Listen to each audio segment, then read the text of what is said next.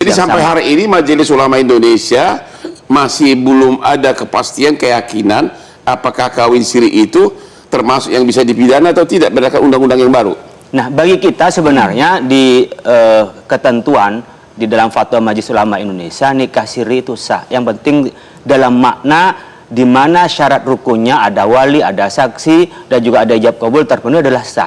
Tetapi bukan di akadnya yang bermasalah. Yang bermasalah adalah turunannya. Jika dia membahayakan kepada yang lain, bukan hanya kepada anaknya atau kepada istrinya, bahkan kepada dirinya sendiri bisa membahayakan, maka menjadi haram. Tapi kalau tidak membahayakan karena tidak termasuk dalam konstruksi dari akad itu, maka akad nikah siri itu adalah sah menurut agama. Menurut agama. Menurut agama.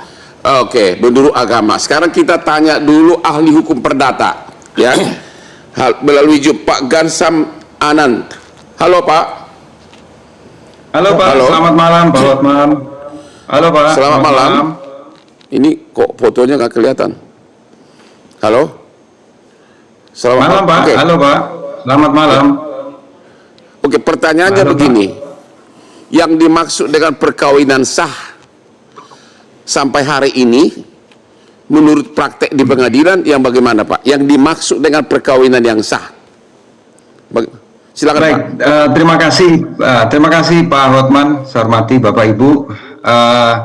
Saya kira sudah jelas sebagaimana ketentuan pasal 2 Undang-Undang 1 tahun 74 tentang perkawinan. Saya kira udah clear ya. Termasuk bagaimana sikap negara. Clearnya itu apa? Karena ada dua pertanyaan. Ada yang mengatakan hanya dengan secara agama tanpa dicatatkan pun sudah sah. Tapi dalam kasus Murdiono, MK menyatakan tidak sah. Dan puluhan putusan Mahkamah Agung menyatakan yang saya pegang ini tidak sah. Ada 1-2 menyatakan sah. Mana yang benar? Baik, makasih Pak. Izin saya pasal 2 ayat 1 Pak. Perkawinan adalah sah apabila dilakukan menurut hukum masing-masing agamanya dan kepercayaannya. Jadi terkait keabsahan perkawinan, ketentuan pasal 2 ayat 1 Undang-Undang Perkawinan itu mensyaratkan bahwa perkawinan ini sah apabila dilakukan menurut hukum agama dan kepercayaannya.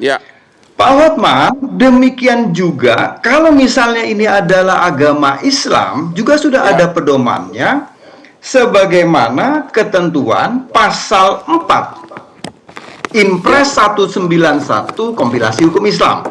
Di dalam pasal 4 kompilasi hukum Islam itu juga sudah menentukan Pak, perkawinan adalah sah apabila dilakukan menurut hukum Islam sesuai dengan pasal 2 ayat 1 Undang-Undang 174. Jadi Pak Hotman, beranjak pertanyaan Bapak tadi, kalau berkaitan dengan keabsahan perkawinan, maka rujukannya pasal 2 ayat 1 Pak.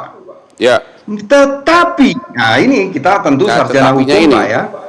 Tetapi perkawinan itu eksistensinya diakui atau mempunyai akibat hukum, tentu juga harus terpenuhi pasal 2 ayat 2. Di mana pasal 2 ayat 2 bahwa tiap-tiap perkawinan dicatat menurut peraturan perundang-undangan yang berlaku. Jadi kalau bicara tentang sahnya perkawinan Pak, itu pasal 2 ayat 1. Begitu juga pasal 4 kompilasi hukum Islam.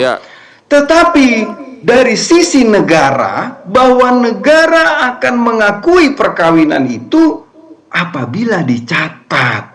Sehingga apabila perkawinan itu tidak dicatat, maka kalau kita dari sisi sarjana hukum sudah jelas bahwa hukum dalam hal ini negara tidak akan mengakui eksistensi perkawinan itu.